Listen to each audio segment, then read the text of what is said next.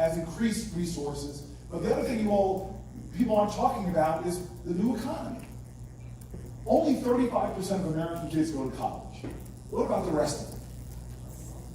We don't look at work with the way we should. I talked to a guy that was a machinist. He's making more money than some kids who graduated college with a political science degree. And we've got to make sure that we are creating training pathways for all of our children, not just the ones that are going to go to college. Because these are the professions we need in the future. Machinists, advanced manufacturing, the medical professions don't require 4-year colleges, but those kids under my presidency are going to have apprenticeship programs that allow them to learn and earn at the same time. We're going to lead the planet Earth in apprenticeship programs. Okay, we have time for one more question. That was like the voice of God. One more question. All right, can I do two? Because this guy's got a great bow tie. Can I please do two? I'm going to do one here, then, sir, you're going to be my last question, just because you got the best neckwear of the day. All right. Yes, God bless you too. Yes. Second to last question, we're going to do speed round here. You want to laugh? Yeah, you're first. You got the energy in that, but what? Number one is, we used to have that all in school, high school. You got to hold. I'm sorry. Trade shops. Yes. In high school. Yes. You talk about machinists and that? Yes. What are you going to do to bring them back? And wait a minute. What are you going to do?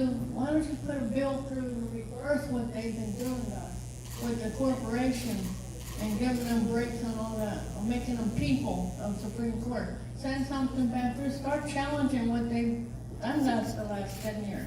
God bless you. 10 years. You know what I'm talking about. I know exactly what you're talking One about. more thing, Mr. Booker. You stole our saying in our family. Whoever married into our family would say, your slogan is punch him in the face. Well, I'm a little intimidated by that last comment.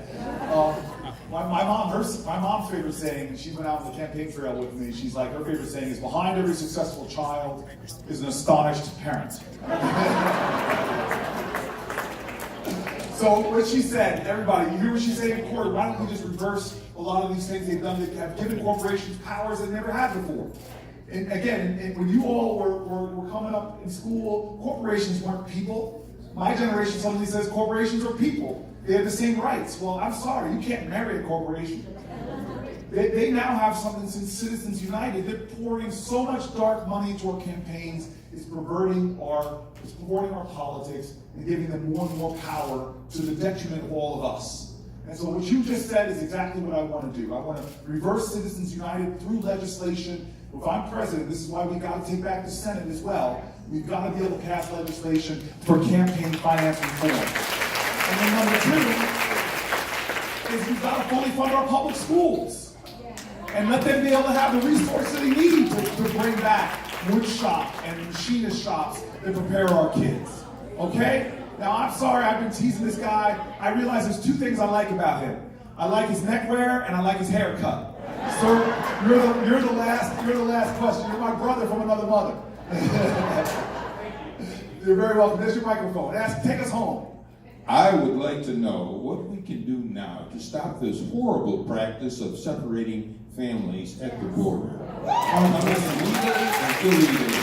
And to stop the child death camps that are taking place down there. If that were Cook County Jail, and 6 kids died there within the last year, there would be the dickens to pay in Cook County, Illinois. Yes. And yet we don't hear a thing about this, except occasionally on MSNBC or CNN.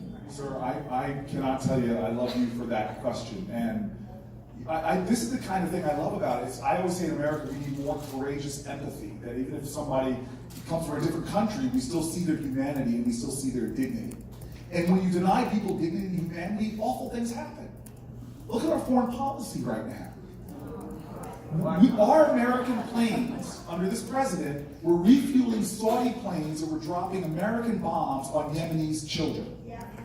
Think about what we're doing now when we strip away the humanity from people. We stick them in cages. We separate them from their families. Listen to the rhetoric that this president is using about other human beings. We can't have that. So, sir, if I'm your president, we're ending that moral vandalism. our country is going to be proud of its immigration laws. Yes, we'll protect our borders, but we're also going to make sure we invest in humanitarian aid. How can you say that we're going to stop the problem at the border by pulling back resources for those countries that are struggling? Think about this. When I was a young man, I heard the story about a guy walking along a river, and he sees a baby in the river, and he dives in that river, saves the baby, gets to the shore, turns around, sees another baby, he dives in the water, saves that baby. Then this keeps going on, and finally he sees another man walking along the river, walking right past. He's like, what are you doing? Get in this water and help me save these babies. And he goes, no, I'm going to the top of the river to find out why their baby's being put in the first place. We have a problem going on with some of these Central American countries. And we are an America that has infinite capacity to help other countries solve their challenges, to partner with them and our other allies. But here's a president, instead of partnering with allies to solve problems, he's given the stiff arm to our allies. Look what he's doing on the Paris Climate Accords, pulling out at a time we have a global crisis, and he wants to stick his head in the sand and say, we're not doing anything. Look what he's doing with Iran. When we had a verification to see the nuclear process, he tells our allies, go take a flying leap. I'm going to now go at this alone, and now you see what's happening. We're sending troops and ships now into that area as if it's a prelude to war. We have spent trillions of dollars in wars in the Middle East we shouldn't have been in. And now we're saying to our allies, look at China. We're going through a trade war with China right now that's hurting our American farmers and our American consumers because tariffs are taxes on us. And then what happens is, instead of teaming up with our allies, we're putting tariffs on people like Canada as well. We used a national security waiver to put tariffs on Canada. I know Trudeau is menacing with all that beautiful hair he has, but they're not a security threat. America is the strongest nation on the planet Earth, where our strength is multiplied and magnified when we join with others. And to hear your question, sir, start with our value statement, you didn't start with some partisan rant. You just said, hey, we as Americans, let's agree it's wrong to separate families and put babies in cages. We're not as different as our politics tells us we are. We're not. And so I want to end with a challenge to everybody here. You all are going to have a lot of candidates coming through here. I hope you choose to support me. And if you support me, I'll tell you what, if I don't do right, you've got the easiest thing. You can just go down the road and speak to my mom and tell her, hey, I'm the only candidate that can say that. You can tell on me to my mother. But let me tell you something. That's the best question. You hear what she's asking? Will I commit to supporting whoever the nominee is? Absolutely yes. Ask that question to every candidate. I will support, and even better than me, I will make sure my mom supports whoever the nominee is. Because this is a time where I hope I get your support, but my patriotism will come before my personal ambition. We have got to make sure that we get the right candidate, not just to beat Donald Trump, but they can lift this country higher. So if you all want to caucus for me, thank you. I hope that we can get as many people in this room talking to my folks. But I want to end with a bigger challenge to everybody here. And it's difficult for me to make this challenge to this room because I know a lot of folks in this room. I see veterans in this room. I see people who have served their nation. I've seen school teachers and others who fought so hard. But I know you're just like my mom, who still gets up and volunteers. You're still like my mom, that still reads the newspaper every day and understands what's going on and knows that she has to play a role in doing something about it. And so this is my challenge to you, because I do worry about my generation that inherited all these blessings from the one before. Life expectancy is going down for the first time in America. Deaths of despair, opioid addiction, suicides. The very idea of America that every generation should do better than the one before, for baby boomers, 95% of baby boomers did better than their parents economically. For millennials, it's down to 50%. Things like the cost of college and other things. This is not an inevitable conclusion. These are policy choices that we can make. And so this is a moral moment, not a political one. This is a call to our country's conscience about how are we going to get our nation back on the right track, where we judge our prosperity not by Wall Street numbers and GDP, but how well a working person is doing in this country. And if you agree with me, then I'm going to leave you with this challenge.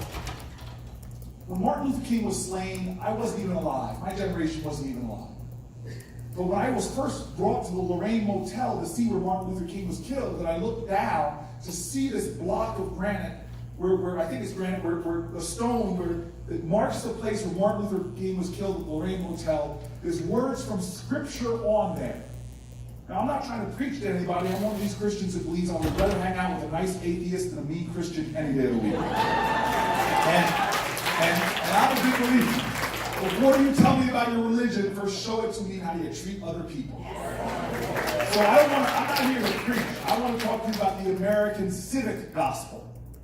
Because they chose to write something there, I think, as a challenge to the next generation of Americans. That even though King was slain, they wanted them to read those words. When I read them, I got chills.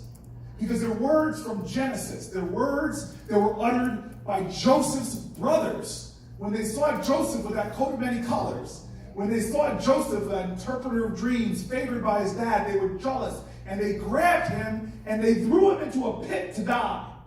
But you all know, who know your Torah, who know your Bible, you know he didn't die in that pit. He rose on out of that pit and went on to lead a country through crisis, Egypt. Now we in America are in a pit right now. We're in a pit when we have our life expectancy going down. We're in a pit where somebody today is taking care of a sick spouse and sees their life savings being drained out. We're in a pit when somebody's in a public school and they're teaching and they're not getting enough money to pay back their loans, but they still go in their pockets to pay for things that their kids need. We're in a pit right now. When we send people off to war and have enough money to help them and pay for them to have guns and do what they need overseas, but when they come home, we flee poverty, don't have enough money to give them health care or housing. We're in a pit right now. And so what did they want to leave as a message where King was slain to the future generations about their obligations to this nation? This is what it says right there where Martin Luther King was slain. The words of Joseph's brothers. It says, "Behold, here cometh the dreamer. Let us slay him and see what becomes of the dream." Our generation now has to answer. What will become of the American dream? What will become of the dream that our ancestors fought for and died for? We remember them yesterday on beaches of Normandy to Vietnam to Iwo Jima. What will become of our dream that blacks and whites, Christians and Jews like Goodman, Cheney, and Schwerner stood and died for in Mississippi for our rights? What will become of our dream? Will it become diminished? Will it become diluted? Will it become divided against itself? I'm running for president because I believe it's time for a new generation of dreamers to stand up and take responsibility for the dream, to dream anew, to dream a nation that everyone has health insurance, that our public schools are cathedrals of learning, that every job has dignity. It's time for us to dream again.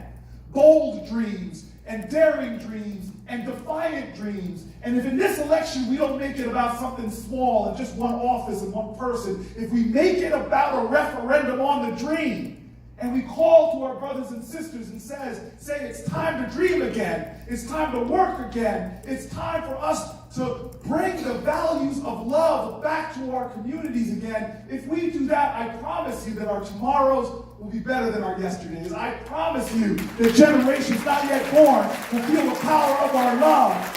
I promise you, if we dream like that and work like that, we may be in a pit right now, but America, we will rise. Thank you. Thank you very much. God bless you. God bless you. China.